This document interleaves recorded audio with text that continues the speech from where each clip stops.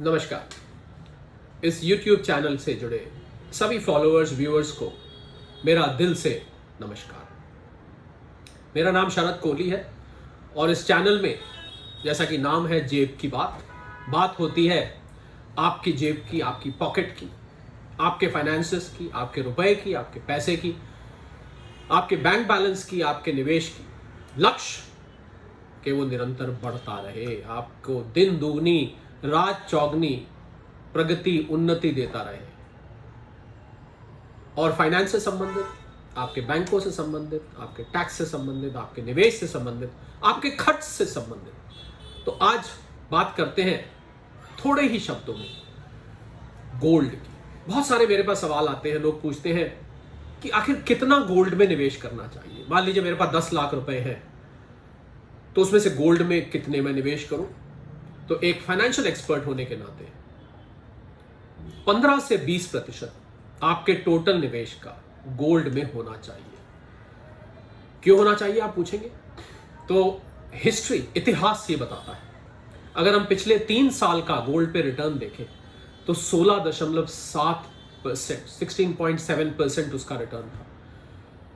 पिछले 5 साल का देखें तो आप देखेंगे 12% से भी ज्यादा रिटर्न था। पिछले 12 साल का देखें तो भी 11-12% के बीच में रिटर्न था। तो साहब, जो एसेट क्लास सेफ और आपको ऐसा रिटर्न दे रहा हो तो भला उसमें क्यों ना निवेश किया जाए। तो मेरे हिसाब से 15 से 20% आपके टोटल सेविंग्स में, टोटल इन्वेस्टमेंट पोर्टफोलियो जो भी आप कहते हैं, आपकी टोटल बचत, उसका गोल्ड में इतना होना चाहिए। गोल्ड को मालूम है कलेश पसंद है, अशांति पसंद है, जियोपॉलिटिकल टेंशन पसंद है। और हम देखते हैं आजकल अंतर्राष्ट्रीय स्तर पर अगर बात की जाए, चाइना ताइवान में टेंशन है, मिडिल ईस्ट में टेंशन होती है, नॉर्थ कोरिया के साथ टेंशन है, अमेरिका चाइना में टेंशन है, तालिबान अपने आप में एक स्ट्रेस का कारण बन रहा है, भारत चाइना, भारत पाकिस्तान, दुनिया भर में कहीं ना कहीं आपको जियोपॉलिटिकल टेंशन। और जो ही ये टेंशन बढ़ती है और भगवान न करे लड़ाई लग जाती है तो सोना एकदम भागना शुरू कर देता है। हालांकि मैं प्रार्थना करता हूं कि लड़ाई कभी ना लगे, शांति बनी रहे, पर फिर भी सोने की आदत है, हम क्या कर सकते हैं, सोना बढ़ता ही ऐसे में है। तो इसलिए 15-20% आप सोना रखिए। अब दूसरा सवाल आता है कि सोने को किस फॉर्म में रखा जाए। तो देखिए, सोने के लिए सबसे बढ़िया तो है सॉवरेन गोल्ड बॉन्ड्स, जो कि सरकार समय समय पर निकालती रहती है। उसमें टैक्स के फायदे भी मिलते हैं, डीमैट फॉर्म में अकाउंट होता है, मतलब आपको फिजिकली सोना रखने की जरूरत नहीं है। उसके बाद गोल्ड कॉइन्स मिलते हैं जो कि सर्टिफाइड होते हैं। उसके बाद ब्रिक्स मिलती हैं, बिस्किट शेप की होती हैं।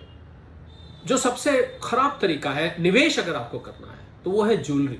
जी हाँ, अगर आपको शादी ब्याह में, बर्थडे में, एनिवर्सरी में ज्वेलरी पहनी है तब तो कोई मुकाबला नहीं है, पर निवेश के लिए ज्वेलरी में मत करिए, क्योंकि उसमें इम्प्योरिटी होती है, उसमें मेकिंग चार्जेस कट जाते हैं।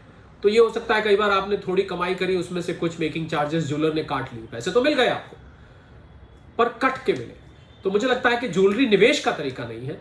हाँ, मैं ये कहूं कि ज्वेलरी मत लीजिए तो गृहिणियां, देवियां, माताएं, बहनें मुझसे रुष्ट हो जाएंगी, तो ये तो मैं कभी नहीं कहूंगा। पर इन्वेस्टमेंट के लिए आप ज्वेलरी मत लीजिए, क्योंकि आपका एनकैश कराते टाइम हमेशा नुकसान होगा।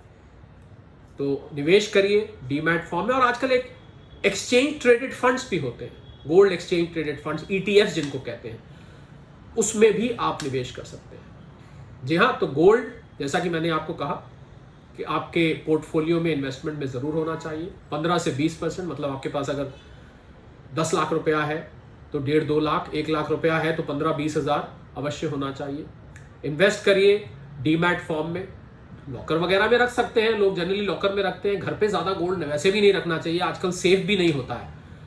तो डीमैट फॉर्म में रखिए, एक्सचेंज ट्रेडेड फंड्स के थ्रू, सॉवरेन गोल्ड बॉन्ड्स के थ्रू। ज्वेलरी में मत इन्वेस्ट करिए जरूर, गोल्ड में इन्वेस्ट करिए। अगर छोटी मोटी अवधि में आपको नीचे जाता दिखता है, बहुत सारे लोग कहते हैं साहब हमने अभी लिया था 48,000 पे लिया था, अब तो 47,000 रह गया, 46,000 रह गया। मुझे लगता है कि सोने की कीमत को हर 15 दिन, महीने में नहीं देखना चाहिए। सोने का निवेश आप 3 साल 5 साल के लिए लेके भूल जाइए, बस सबसे अच्छा तरीका है। तो भूल जाइए मतलब ये नहीं कि बिल्कुल भूल जाइए से मेरा मतलब है कि बहुत जल्दी उसकी तरफ आप ना देखें उसको लंबी अवधि के रखिए। आपको बैंक के फिक्स डिपॉजिट के मुकाबले, शायद बहुत सारे अन्य इन्वेस्टमेंट्स के ऑल्टरनेट्स के मुकाबले आपको वो ज्यादा रिटर्न देके जाएगा। और इतिहास इस बात का गवाह है। और मेरा ये मानना है कि आने वाले समय में जब जियोपॉलिटिकल टेंशंस बढ़ रही हैं तो ये रिटर्न और भी आगे जा सकता है। छोटी मोटी अवधि में गिरे तो घबराइएगा नहीं कि शरद कोहली ने कहा था कि निवेश करो और हमने ले लिया और ये तो गिर गया।